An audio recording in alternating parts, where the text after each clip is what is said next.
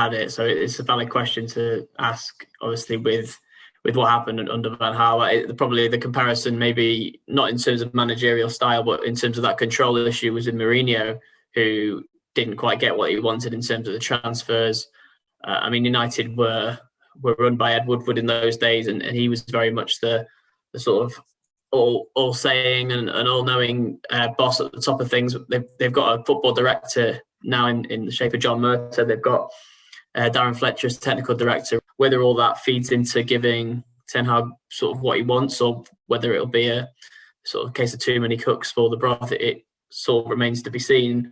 I think that United are quite wary that, they've had these situations in the past where there's been a power struggle and there's been managers not getting what they want. So you would think that they would learn lessons from that and give Ten Hag, what he needs to turn the squad around first and foremost before you even think about turning results around. I sent a tweet a few weeks ago just to say, if Ten Hag finishes 7th or 8th in his first season, then United shouldn't panic. They shouldn't press the panic button like they did with Moyes, and in a sense like they did with Solskjaer. I know Solskjaer had a lot of failings as a coach, but he also led United to second, and it was a very similar squad that he had to the one that's just done so poorly this season, arguably a worse squad. So they need to just show a bit of patience. They need to hold their nerve when times get tough, because they will in the next season or two. I'm absolutely sure that United will lose a lot of games in the next year